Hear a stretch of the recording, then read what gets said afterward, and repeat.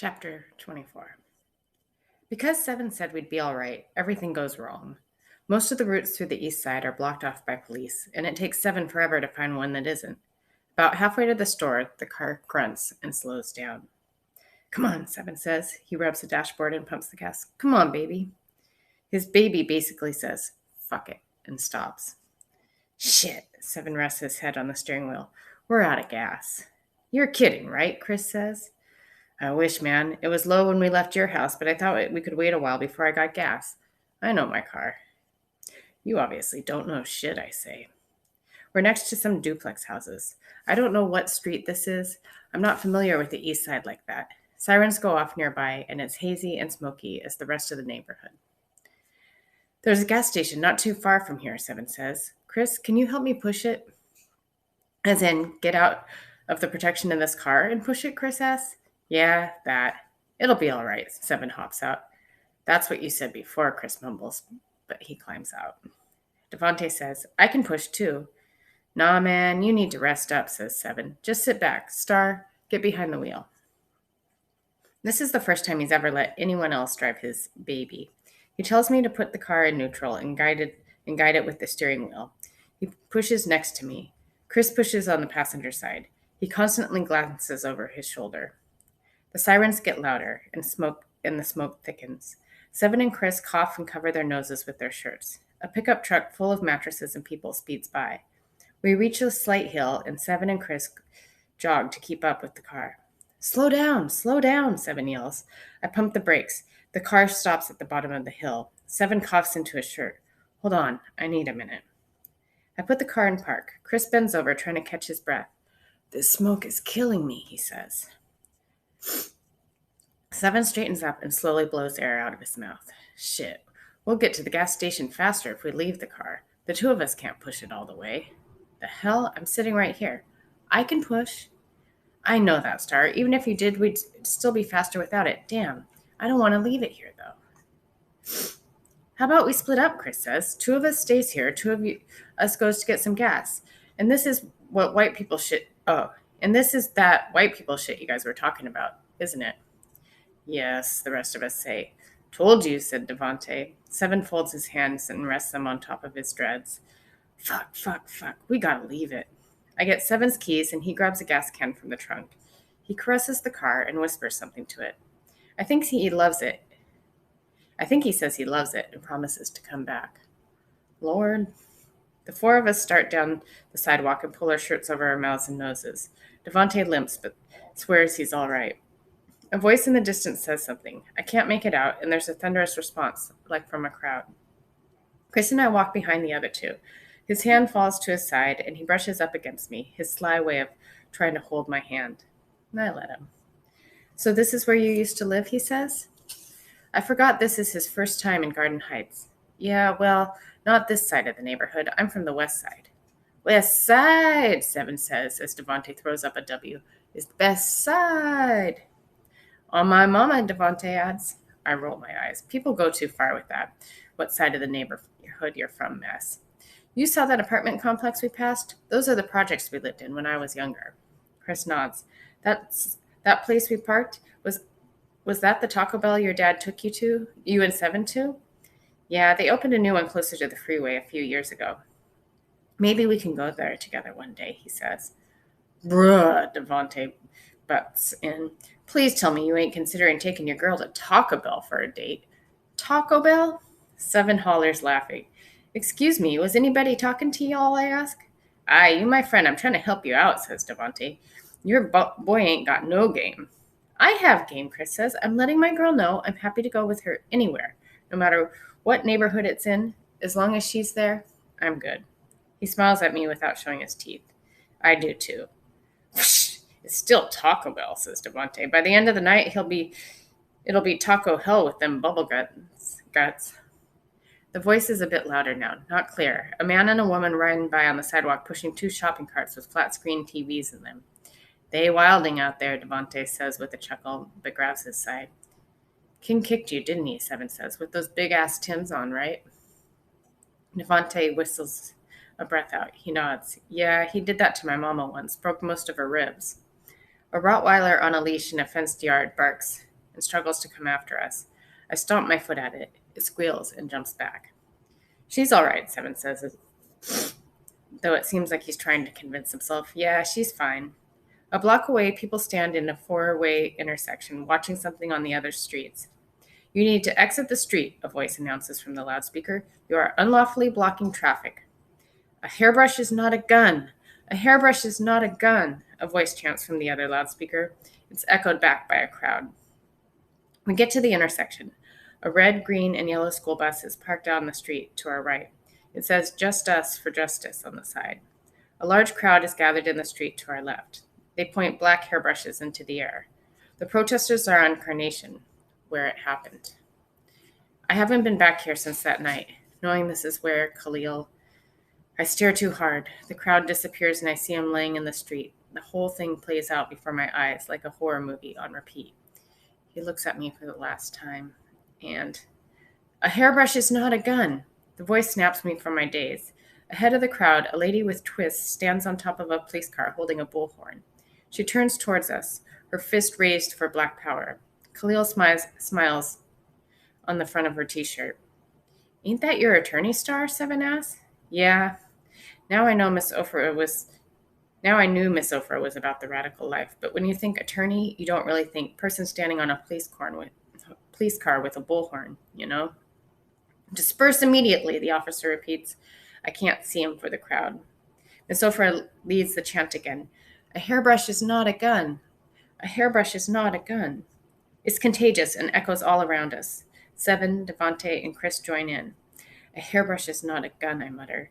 Khalil drops it into the side of the door. A hairbrush is not a gun. He opens the door to ask if I'm okay. Then, pow, pow. A hairbrush is not a gun, I scream as loud as I can, fist high. In the air, tears in my eyes. I'm going to invite Sister Freeman to come up and give a word about the injustice that took place tonight, Miss Ofra says. She hands the bullhorn to a lady who's also in a Khalil shirt, and she hops off the patrol car. The crowd lets her through, and Miss Ofra heads towards another coworker who's standing near the bus at the intersection. She spots me and does a double take. Star, she says, making her way over. What are you doing here?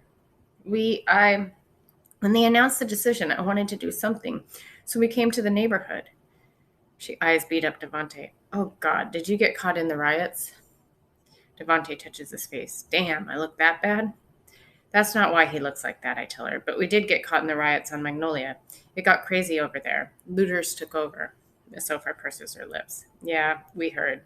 Justice for justice was fine when we left, Seven says.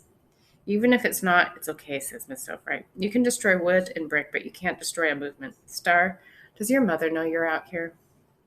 Yeah, don't even sound convincing to myself. Really? Okay, no. Please don't tell her. I have to, she says. As your attorney, I have to do what's in your best interest. Your mom knowing you're out here is in your best interest. No, it's not, because she'll kill me. But you are my attorney, not hers. Can't this be a client confidentiality thing? Star. Please, during the other protests I watched and talked, and now I want to do something. Who said talking isn't doing something, she said. It's more productive than silence. Remember what I told you about your voice? You said it's my biggest weapon. And I mean that. She stares at me a second and then sighs out her nose. You want to fight the system tonight? I nod. Come on, then. Miss Ofra takes my hand and she leads me through the crowd. Fire me, she says. Huh? Tell me you no longer want me to represent you. I no longer want you to represent me, I ask. Good. As of now, I'm not your attorney. So if your parents find out about this, I didn't do it as your attorney, but as an activist. You saw that bus near the intersection? Yeah. Excuse me, guys. If the officers react, run straight to it. Got it? But what? She takes me to the patrol car and motions at her colleague. The lady climbs off and hands Miss Ofra the bullhorn. Miss Ofra passes it over to me.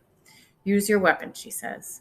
Another one of her coworkers lifts me and sets me on top of the cop car. About 10 feet away, there's a shrine for Khalil in the middle of the street. Lit candles, teddy bears, framed pictures, and balloons. It separates the protesters from a cluster of officers in riot gear. It's not nearly as many cops as it was on Magnolia. Still, they're cops. I turn toward the crowd. They watch me expectantly. The bullhorn is as heavy as a gun. Ironic, since Miss Sofra said use my weapon. I have the hardest time lifting it. Shit, I have no idea what to say. I put it near my mouth and press the button. My makes a loud, ear-splitting noise. Don't be scared, someone in the crowd yells. Speak. You need to exit the street immediately, the cop says. You know what? Fuck it. My name is Star. I am the one who saw what happened to Khalil, I say into the bullhorn, and it wasn't right. I get a bunch of yeahs and amens from the crowd. We weren't doing anything wrong. Not only did Officer Cruz assume we were up to no good, he assumed we were criminals. Well, Officer Cruz is the criminal. The crowd cheers and claps. Miss Sofra says, speak. That amps me up. I turn to the cops. I'm sick of this. Just like y'all think all of us are bad because of some people, we think the same about y'all. Until you give us a reason to think otherwise, we'll keep protesting. More cheers, and I can't lie, it eggs me on. Forget trigger happy. Speaker happy is more my thing. Everybody wants to talk about how Khalil died, I said, but this isn't about how Khalil died. It's about the fact he lived. His life mattered. Khalil lived. I look at the cops again. You hear me? Khalil lived. You have until the count of 3 to disperse, the officer on the loudspeaker says. Khalil lived, we chant. 1. Khalil lived. 2. Khalil lived. 3. Khalil lived. The can of tear gas sails towards us from the cops. It lands beside the patrol car. I jump off, pick up the can. Smoke whizzes out the end of it. Any second, it'll combust. I scream at the top of my lungs, hoping Khalil hears me, and chuck it back at the cops. It explodes and consumes them in a cloud of tear gas. All hell breaks loose. The cops stampede over Khalil's shrine, and the crowd runs. Someone grabs my arm. Miss Sofra. Go to the bus, she says. I get about halfway there when Chris and Seven catch me. Come on, Seven says, and they pull me with them. I try to tell them about the bus, but explosions go off, and thick white smoke engulfs us. My nose and throat burn as if swallowed by fire. My eyes feel like flames lick them. Something whizzes overhead, and then an explosion goes off in front of us. More smoke. Devante, Chris croaks, looking around. Devante. We find him leaning against a flickering streetlight. He coughs and heaves. Seven lets me go and grabs him by the arm. Shit, man, my eyes, I can't breathe. We run. Chris grips my hand as I grip his. There are screams and loud pops in every direction. Can't see a thing for the smoke, not even the Justice bus. I can't run. My side, Devante says. Shit. Come on, man, Seven says, pulling him. Keep going. Bright lights barrel down the street through the smoke. A gray pickup truck on oversized wheels. It stops beside us. The window rolls down and my heart stops, waiting for guns to come pointing out, courtesy of King Lord. But soon the Cedar Grove King Lord with the ponytails looks at us from the driver's seat, a gray bandana over his nose and mouth. Get in the back, he says. 2 guys and a girl around our age wearing white bandanas on their faces help us to the back of the truck. It's an open invitation and other people climb in. Like this white man in a shirt and a tie and a Latino holding a camera on his shoulder. The white man looks oddly familiar. Goon drives off. Devante lies in the bed of the truck. He holds his eyes and rolls in agony. Shit, man, shit. Bri, get him some milk, Goon says through the back window. Milk? We're out, Unc, says the girl in the bandana. Fuck, Goon hisses. Hold on, Vante. Tears and snot drip down my face. My eyes are damn near numb from burning. The truck slows down. Get little homie, Goon says. The 2 guys in the bandanas grab some kid on the street by his arm and lift him into the truck. The kid looks around 13. His shirt is covered in soot, and he coughs and heaves. I get into a coughing fit. Snorting is like hacking up hot coals. The man in the shirt and tie hands me his dampened handkerchief. It'll help some, he says. Put it against your nose and breathe through it. It gives me a small amount of clean air. I pass it to Chris. He uses it, passes it to Seven beside him. Seven uses it and passes it to someone else. As you can see, Jim, the man says, looking at the camera, there's a lot of youth here protesting tonight, black and white. I'm the token, huh? Chris mutters to me before coughing. I'd laugh if it didn't hurt. And you have people like this gentleman going around the neighborhood helping out where they can, the white man says. Driver, what's your name? The Latino turns the camera toward Goon. Nunya, Goon says. Thank you, Nunya, for giving us a ride. Wow, I realize why he looks familiar. He's the national news anchor, Brian somebody. This young lady here made a powerful statement earlier, he says. The camera points towards me. Are you really the witness? I nod. No point hiding anymore. We caught what you said back there. Anything else you'd like to add for our viewers? Yeah, none of this makes sense. I start coughing again. He leaves me alone. When my eyes are closed, I see what my neighborhood has become. Oh, when my eyes aren't closed, I see what my neighborhood has become. More tanks, more cops in riot gear, more smoke. Businesses ransacked, streetlights are out. The fires keep everything from being in complete darkness. People run out of Walmart carrying armfuls of items, looking like ants rushing from an anthill. The untouched businesses have boarded up windows and graffiti that says, Black owned. We eventually turn on into Marigold Avenue, and even with the fire in my lungs, I take a deep breath. Our store is in one piece. The windows are boarded up with that same black owned tag on them, like it's a lamb's blood protecting the store from the plague of death. The street is pretty still. Top shelf spirits and wine is the only business with broken windows. It doesn't have a black owned tag either. Goon steps in front of our store. He jumps out, comes to the back of the truck, and helps everyone out. Star, Sev, y'all got a key? I pat my pockets for Seven's keys and toss them to Goon. Oh, hold on, he's gonna step on some buttons. Okay, sorry about that. He tries each key until one unlocks the door. In here, y'all, he says. Everyone, including the cameraman and reporter, go into the store. Goon and one of the guys in the bandana get Devante and carrying him inside. No sign of Daddy. I crawl onto the floor and fall on my stomach, blinking fast. My eyes burn and fill with tears. Goon sets Devante on the old people's bench, running for the refrigerator. He rushes back with a gallon of milk and pours it onto Devante's face. The milk momentarily turns him white. Devante coughs and sputters. Goon pours more. Stop, Devante says. You about to drown me. I bet your eyes ain't hurting no more, though, Goon replies. I half crawl, half run to the refrigerator, and get a gallon for myself. I pour it on my face. The relief comes in seconds. People pour milk onto their faces while the cameraman records it all. An older lady drinks from a gallon. Milk pools on the floor, and a college-aged guy lies face down in it and gasps for air. When people get the relief they need, they leave. Goon grabs a bunch of cartons of milk and asks, can we take this in case somebody else needs it on the street? Seven nods and sips from a carton. Thanks, little homie. If I see your pops again, I'll tell him y'all are here. I cough and sip some milk, dousing flames in my lung. You saw our dad? Yeah, a little while ago. He was looking for y'all. Oh, shit. Sir, the reporter says to Goon, can we ride along? We'd like to see more of the neighborhood. Ain't no thing, homie. Hopping back. He turns to the camera and twists his fingers so they resemble a K and an L. Cedar Grove Kings, baby. Crowns up. Adio. He gives the King Lord call. Leave it to Goon to throw gang signs on live TV.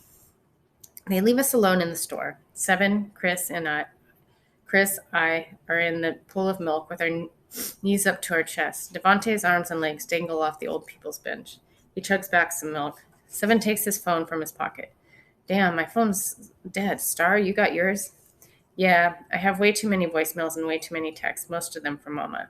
I play the voicemails first. They start out safe enough with Mama saying, Star, baby, call me as soon as you get this, okay? But soon they become, Star Amara, I know you're getting these messages. Call me. I'm not playing. They progress to, see, you've taken this too far. Carlos and I are headed out the door right now, and you better pray to God we don't find you. And the last message, left a few minutes ago, Mama says, oh, so you can't return my calls, but you can lead protests, huh? Mama told me she saw you on live TV giving speeches and throwing tear gas at cops. I swear I'm going to snatch your life if you don't call me. We in deep shit, man, Devante says. Deep shit. Seven glances at his watch. Damn, we've been gone about 4 hours. Deep shit, Devante repeats. Maybe the four of us can get a place in Mexico, says Chris. I shake my head. Not far enough from my mom. Seven picks at his face. The milk has dried and formed a crust. All right, we need to call them. And if we call it from the office phone, Ma will see the caller ID and know we're not lying when we say we're here. That'll help, right? We're at least 3 hours too late for any help, I say. Seven stands and gives me and Chris a hand up. He helps Devante off the bench. Come on, make sure y'all are remorseful, all right? We head for Daddy's office. The front door creaks. Something thuds on the floor. I turn around, a glass bottle with flaming cloth. Woof! The store suddenly lit bright orange. A heat wave hits like the sun dropped in. Flames lick the ceiling and block the door.